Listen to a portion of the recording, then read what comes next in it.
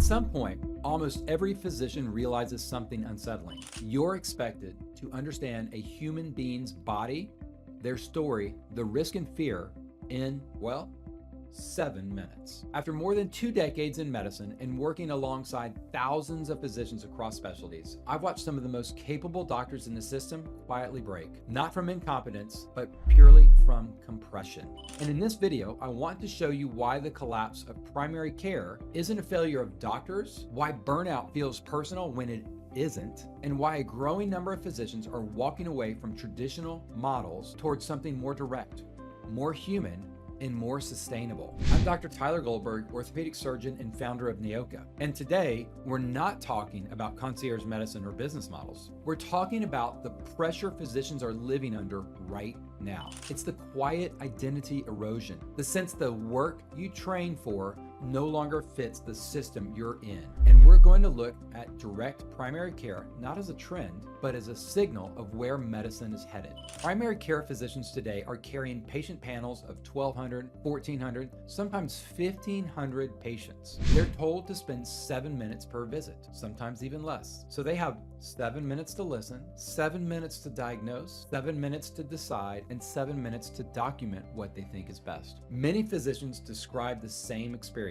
I'm not practicing medicine anymore. I've simply become a data entry clerk. I'm a customer service rep with a prescription pad. This isn't a reflection of physician weakness. It's the result of a toxic payment system that rewards volume over value and throughput over thinking. Primary care, the foundation of every functional healthcare system in the world, has been turned into a sweatshop. Burnout doesn't just drain your energy, it's going to attack your identity. And physicians don't leave medicine because they stop caring about patients. They leave because they stop recognizing themselves inside the work.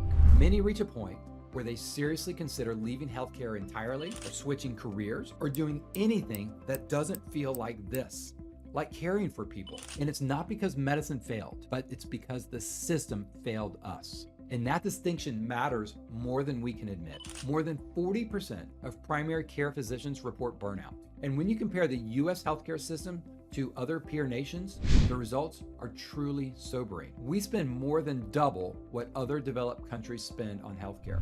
Yet, we rank far lower in outcomes. We have shorter life expectancies. We have higher maternal mortality.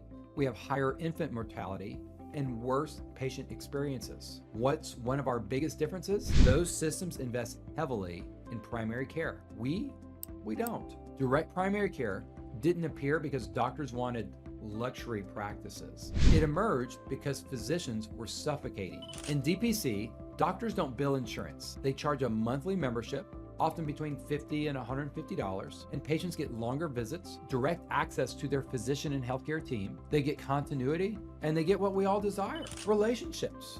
What do the doctors get? Well, they get smaller patient panels. They get autonomy to be a physician again. They have a predictable schedule and freedom from that RVU rat race. They get, simply, their ability to think again. Many DPC physicians actually earn less than they did in the traditional system. But guess what? They're still happier, and that should tell us something. One of the biggest criticisms of DPC is their panel size. If every primary care doctor did this, there wouldn't be enough doctors. But that argument ignores the reality. We're already burned out of the workforce. Fee-for-service didn't create abundance, it actually created attrition. Physicians retire early. They leave medicine. They move into administration roles. DPC doesn't cause shortages. It exposes how broken the existing model already is. And when you restore joy, autonomy, and craft, guess what? Primary care will become attractive again. And that's how you rebuild a workforce. If you're a surgeon watching this, you might think this is a primary care issue. It is not. It's a medicine issue. We as surgeons are going to feel the same forces. RVUs are defining our worth. Our volume is masking our underpricing, our shrinking margin for our planning. We have less time for excellence and more risk and less control over the system. Direct primary care isn't simply the first visible rejection of volume-only medicine. Orthopedics, it's next. Not because surgeons are abandoning medicine, but because they're reclaiming their alignment. In orthopedics, concierge pathways emerged for the same reason DPC did. Not to escape responsibility, not to cherry pick the patients, not even to game the system. What did I want?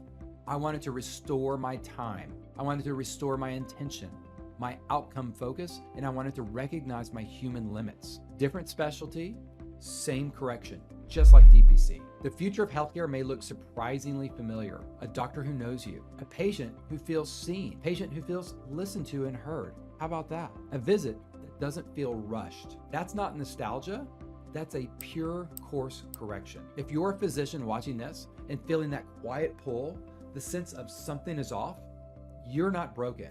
You're responding appropriately to a broken model. DPC is one expression of that response. Concierge pathways are another, and more, they're gonna come. I'm Dr. Tyler Goldberg. If that resonates and you want to talk about what alignment could look like in your own career, go to orthopedic-concierge.com and take the quiz and see if orthopedic concierge work is right for you.